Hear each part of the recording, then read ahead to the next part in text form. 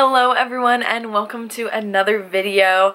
I was on a short month-long hiatus, but I am back and I am so excited because yesterday, August 31st, I hit 1,000 subscribers and I honestly cannot believe it. I have been wanting to reach that goal for the 4.5 years that I've been on BookTube, and I honestly was starting to think it was not going to be possible, and I was like, you know what? It's fine. Whatever. I have the people that watch and I'm friends with them and it's great. And then suddenly I hit 1,000 and I'm like, why do y'all watch? But seriously, thank you so much. It really means so much to me and it's so rewarding knowing that people actually want to watch you. Okay. But anyway, I am going to be filming my July wrap-up. I know it's now September, but I never filmed it, and July was my best reading month of my entire life. I read 20 books in the month of July, so we're gonna make this real quick. This might be the fastest wrap-up you've ever seen because it's gonna be 20 books, and I don't want it to be an hour long. So let's get started. The first book I read in July was Supernaturally by Kiersten White. This is the second book in the Paranormalcy trilogy. I had a really great time with this trilogy. So basically it follows this girl named Evie who is the only one that they know of that can see through all the supernatural glamours in the world. So she's really helpful in catching all the bad supernatural paranormal creatures and things like that. She works for this secret paranormal agency that goes out and saves people or whatever. So like I said, this is the second book. I ended up giving this one 2 out of 5 stars. I really think it suffered from second book syndrome a lot. Not a lot went on. We were introduced to a new character named Jack, and I really did not like him in this book. So that kind of hindered my enjoyment, but overall I still really enjoyed the series, and it wasn't a bad book. I was just kind of bored, so 2 out of 5 stars. The next book I read was They Both Die at the End by Adam Silvera. This is my first book I've ever read by Adam, and I loved it so much. I really, really love his writing and his storytelling. This follows 2 boys named Rufus and Mateo, and in this world there is this app called Deathcast, and it lets you know on the day you're gonna die that you're gonna die that day. So you have maybe 24 hours, maybe less. At midnight or around sometime, then you get a call and you say, oh, this is the day you're gonna die. So there is also this other app that's called the Last Friend app, and so some people go on it to try to find a last friend so they could have a great, adventurous, fun last day. So Rufus and Mateo meet on this app, and I really loved the relationship that developed between these two and the growth that they both had because of each other, and they really helped each other on their last day. I'm literally gonna cry talking about this book. I really, really enjoyed it. Also, this is one of those books that every few chapters or every other one or something, we get a random side character chapter. Not even a side character, just someone that they pass on the sidewalk or something, and we get their point of view, which I think was so much fun, and it really helped carry the story along and just get to see how this world works, because it's a really fascinating world because it's set in ours, but you know when you're gonna die. And that just, that is not a world I would want to live in, okay? But yes, I love this one so much and I cannot wait to read more Adam Silvera books. I gave this one 5 out of 5 stars. The next book I read was Water for Elephants by Sarah Green. So this follows an old man who lives in a nursing home now, and he is thinking back on his time when he worked in the circus. So when I first started this book, I was like, I have a feeling I am going to love this book. And by the end of it, it was just kind of okay for me. The characters were not my favorite, did not really like them. Also, the chapters where he is in the nursing home were really hard for me to read. I don't like reading about old people in nursing homes because it makes me really sad and kind of scared. So that part was really hard to read. There were parts where I just kept waiting for something to happen, and some of it just felt kind of boring to me, and that might be just a personal opinion, but I did overall enjoy it and gave it 3 out of 5 stars. The next book I read was Frostbite by Rochelle Mead. This is book 2 in the Vampire Academy series, and this is a reread for me. However, rereading this series, I realized I don't remember hardly anything. There's a new character introduced to us in this book named Adrian, and I completely forgot about him. He's one of those characters that you like kind of love to hate. Like he does something and you're like, oh my gosh, stop. And then he does something else and you're like, Adrian. But also, this book moved kind of slow. Not a lot happened until the last quarter. The last quarter of the book got so heated. I forgot what happened and it hit me like a ton of bricks and I cried. Also, in this one, Rose has more character development. So in the first book, if you remember, I said she really annoyed me, and in this one she's not as annoying. Lissa still kind of annoys me, but yes, I am really excited. I'm currently reading the third one actually, and I just don't remember much in this series, so it's almost like I'm reading it for the first time. But I give this one 4 out of 5 stars simply because it was slow until the last quarter. The next book I read was Dangerous Girls by Abigail Haas. So this follows a group of really spoiled, rotten, nasty, ugly, hate them teenage characters who go to spring break in Aruba. Basically, if you couldn't tell from my synopsis, I hated everybody. So what I didn't tell you was one of them ends up murdered, and so this is basically the trial and kind of like before it happened, after it happened, a lot of the things. I really loved the format in this because it was like storytelling, and then there would be a chapter about the trial, and then there would be a chapter of them in prison, and blah blah blah, all those things. But the girl that was murdered, I was... does this make me sound like a bad person? I was happy about it because she was the worst person ever. Actually, all the characters in here were kind of the worst people ever.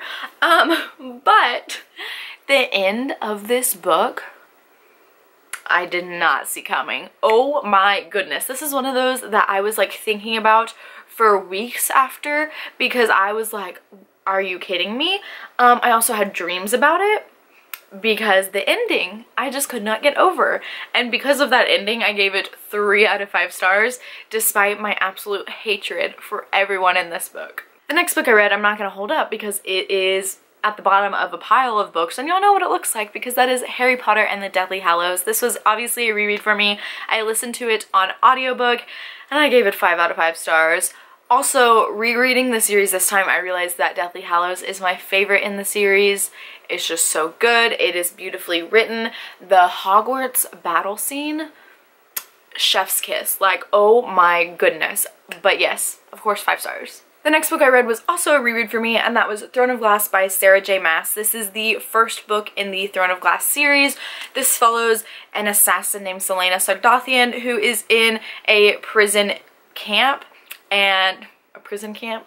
Yeah, that makes it sound nice. It's not nice. Anyway, she gets not broken out, but she gets taken out of that prison to compete in a competition to become the king's assassin, the king's champion.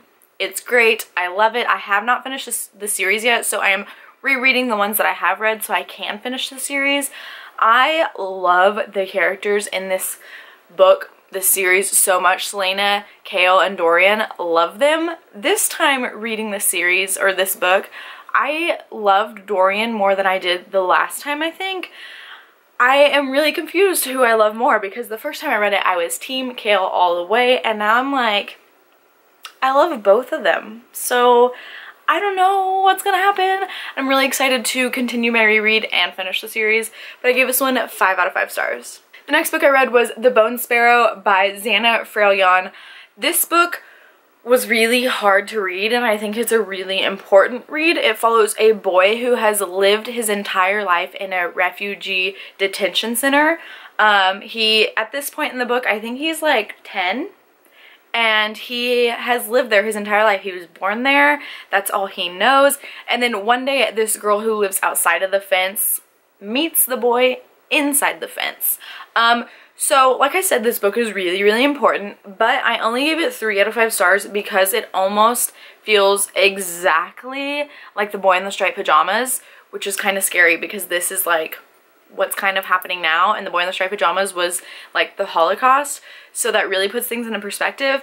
But I just felt like it was too similar. It was almost like the same story that I had already read before, and for that reason I gave it 3 out of 5 stars. The next book I read was Shiver by Maggie Stiefvater. This is the first book I have ever read by Maggie Stiefvater, and this is also the first book in this series. And all I'm going to tell you about the series is it is about werewolves. Now, this is a book that I think I would have absolutely loved in high school, but not a lot happened in this book. Like, that's what I have in my notes. I just put, not a lot happened. And that's true. I feel like this story is very slow and then occasionally really big things happen, but I love Maggie's writing so much, and I'm so excited to read her other books because it was absolutely beautiful. So the way Maggie's werewolves work in here is when it starts getting cold outside, they turn into a werewolf for the whole month, so they cannot control their shifts. So in summer, usually they're humans, and then for like winter, spring, they're werewolves. And every so often, well, not every so often, and then as time goes on, their shifts get shorter and shorter, and then eventually they just become completely werewolves.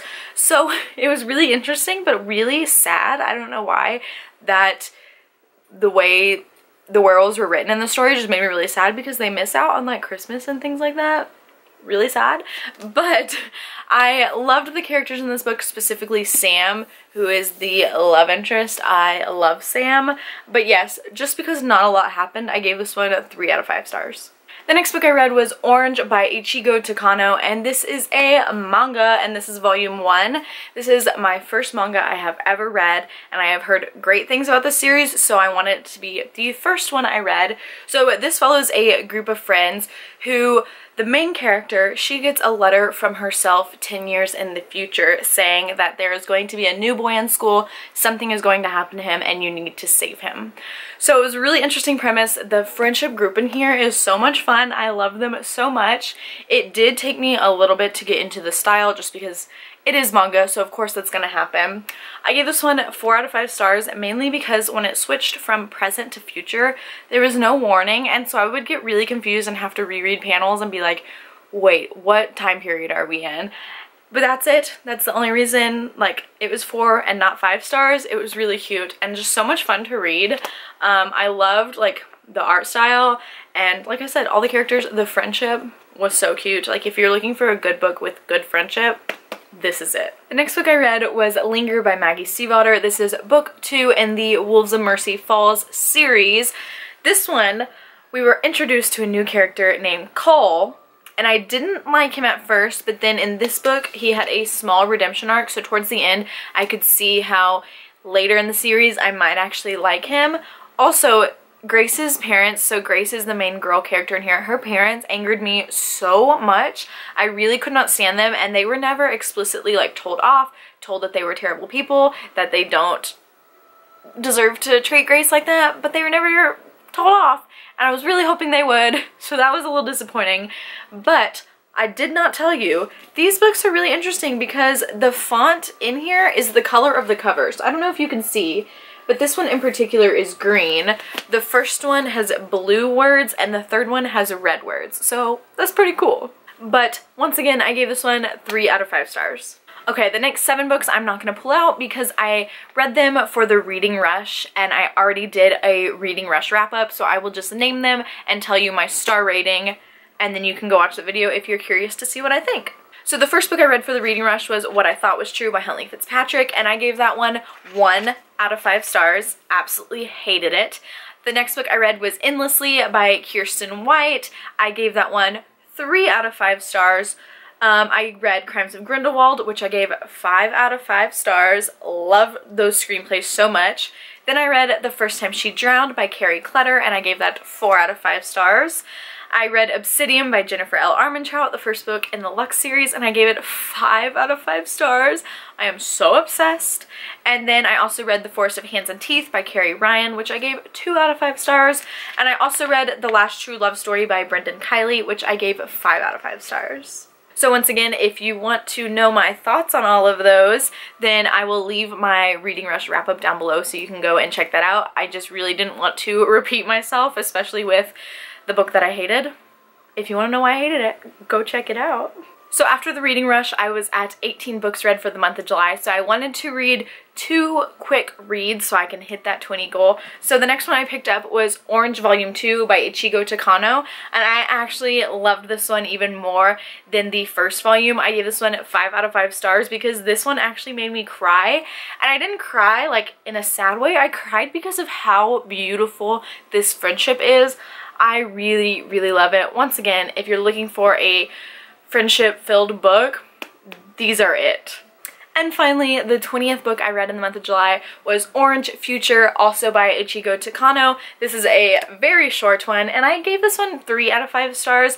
I don't think you actually have to read it. I've seen a lot of people only read volume 1 and 2 because the story wraps up like that. And so this one was not my favorite. It was very confusing. Once again, the timeline issue was especially confusing in this one, and I think there were like, I don't know, crazy timeline situations going on because I still don't exactly know what happened, and that's why I gave it 3 stars. Alright, so that is it for my July wrap up. I hope that it was quick but not too quick, and that you still understood how I felt about these books, and that you maybe want to read some of these books. Let me know if you do. Let me know if you've read some of these. Now I have to take a thumbnail with all these books. It's fine, because I didn't pull out some of them, so that makes it better. But that is it for this video. Thank you so much for watching. As always, my social media links will be down below, and I'll see you next time. Bye!